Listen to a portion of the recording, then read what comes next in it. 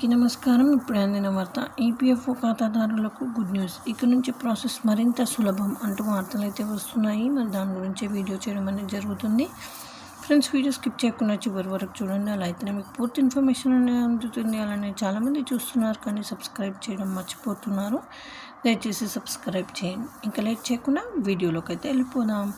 అయితే పీఎఫ్ ప్రాసెస్ను మరింత సులభం చేసేందుకు ఎప్పటికప్పుడు చర్యలు తీసుకుంటున్న ఈపీఎఫ్ఓ తాజాగా మరికొత్త నిర్ణయం తీసుకుంది.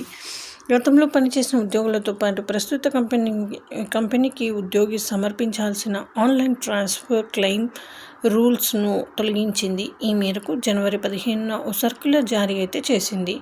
అయితే ఉద్యోగాలు మారే సమయంలో ఇది చాలా ఉపయోగపడుతుంది. అయితే ఇది ఎప్పటి నుంచి అమల్లోకి వస్తుందన్న విషయంపై మాత్రం ఈపీఎఫ్ఓ అయితే క్లారిటీ ఇంకా ఇవ్వలేదు. మరి పాత రూల్స్ ఎత్తివేసి వారు ఎవరు లాభం పొందుతారు అనేది చూద్దాం.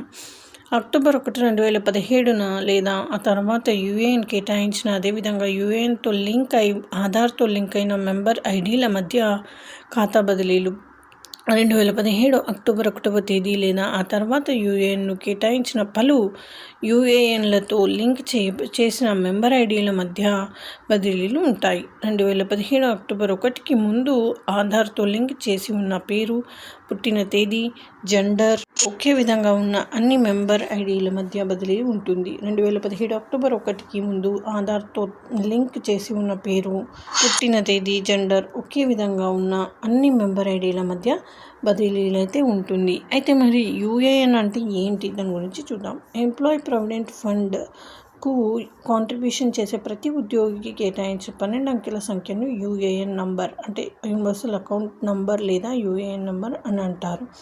ఈ నెంబర్ను ఈపీఎఫ్ఓ జారీ అయితే చేస్తుంది. మరి ఈపీఎఫ్ఓ పోర్టల్లో యూఏఎన్ను ఆధార్తో లింక్ ఎలా చేయాలి అనేది చూసేద్దాం. ఈ సేవ వెబ్సైట్కు వెళ్ళి మీ యూఏఎన్ వివరాలతో మీ ఈపీఎఫ్ అకౌంట్కి లాగిన్ అయితే అవ్వాలి. తర్వాత మేనేజ్ మెనూ కింద నో యువర్ కస్టమర్ కేర్ అంటే కస్టమర్ ఆప్షన్ సెలెక్ట్ చేసుకోండి. కేవైసీ అని ఉంటుంది కదండి, అదైతే సెలెక్ట్ చేసుకోవాలి. దాని తర్వాత ఆధార్ పిన్ ఆప్షన్ను సెలెక్ట్ చేసుకొని మీ ఆధార్ డీటెయిల్స్ అయితే ఎంటర్ చేయాలి. తర్వాత వివరాలన్నింటినీ సేవ్ అయితే చేసుకోవాలి. తర్వాత యూఐడిఏఐ డేటా ద్వారా ఆధార్ వివరాలు వెరిఫై అయితే అవుతాయి. తర్వాత కేవైసీ ప్రక్రియ కంప్లీట్ అవుతుంది. సో ఇది మీ ఆధార్ కార్డ్ మీ ఈపీఎఫ్ అకౌంట్కి లింక్ అవుతుంది. ఇది ఫ్రెండ్స్, థ్యాంక్స్ ఫర్